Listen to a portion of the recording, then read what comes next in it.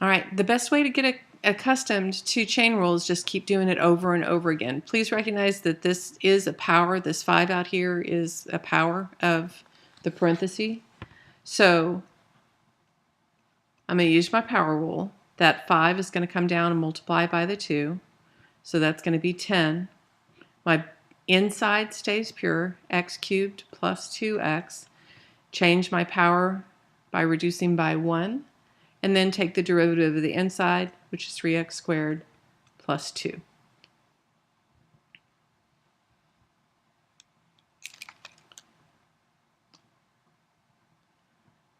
We decided yesterday it was easier to have this memorized. Derivative of cotan is negative cosecant squared.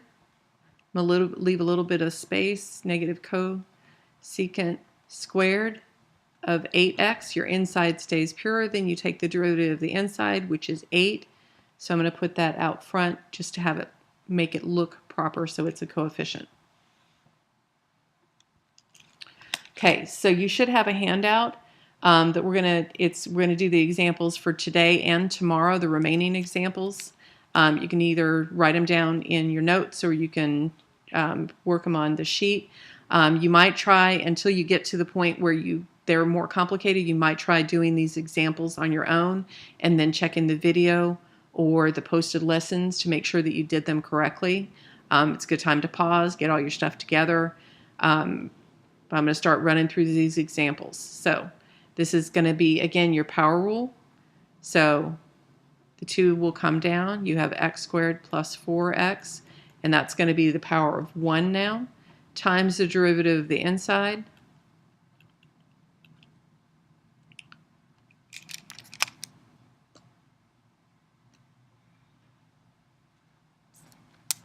All right, this next example has actually got 2 insides.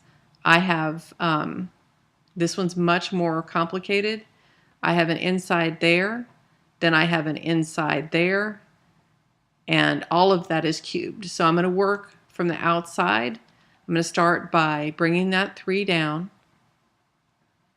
and then I'm going to leave my inside pure and change that to a power of 2 using my chain rule. Now I'm going to attack this sign. Well, the derivative of the inside of sine x is going to be cosine, but it was not an x, it was a 4x. And then I still have an inside here, so I have to take the derivative of that, and that will be 4. Okay, so this was a composition within a composition within a composition, so this was much more complicated. We upped our game pretty quickly.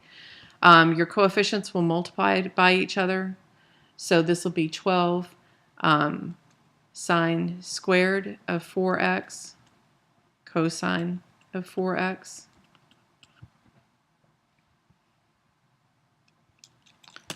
This one is a little more straightforward. Okay, the derivative of secant x is secant x tangent x.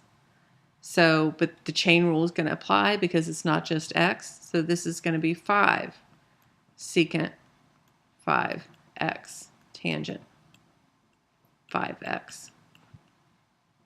It could be tangent 5x, secant 5x. It's a product. It doesn't matter. Both of those are going to be the same. All right, next example. It looks at first glance like a quotient rule, but I'm going to choose to rewrite this as y is equal to 10 times 5x minus 2 to the negative 2. It's a lot easier to turn it into a negative power. So I'm going to bring that negative 2 down, so that will give me negative 20. And then my inside stays pure. And I'm going to subtract 1 from the power. If I subtract 1 from 2, I get a negative 3. And then I'm going to multiply that by the derivative of the inside, which is 5.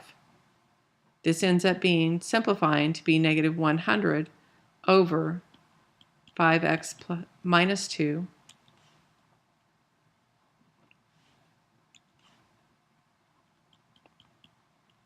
cubed.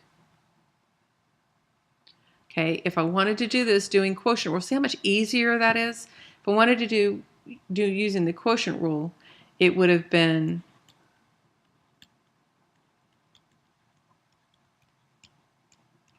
the bottom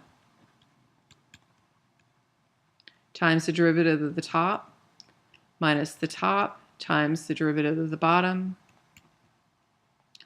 But the bottom also had a 5 because of chain rule over 5x minus 2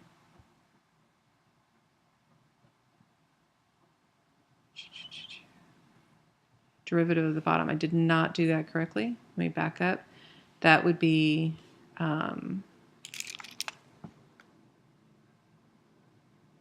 times 2. I forgot to bring the coefficient down. Okay. And then over the bottom squared. So that's going to be to the 4th. So that would have been negative 100 times 5x minus 2 over 5x minus 2 to the 4th. And you can see that that's going to reduce to be the same thing.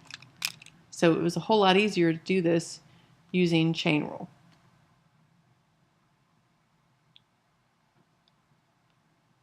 All right, so I'm going to start using that more and more often because this particular function, I'm going to say that my f of x is 3 over x, which is equal to 3x to the negative 1.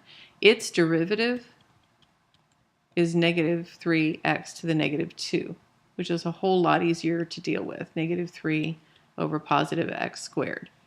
Okay, and I'm going to use that using my chain rule. I know that it's a derivative of a trig function that starts with the letter c, so it's a negative. So it's going to be negative, and derivative of cosecant is cosecant x cotangent x. So it's negative cosecant. My inside stays pure.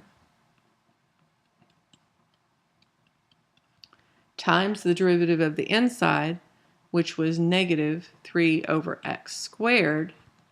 This was the inside over here. I'm going to clean that up a little bit. My negatives are going to cancel out, so it's 3 over x squared cosecant 3 over x cotan 3 over x.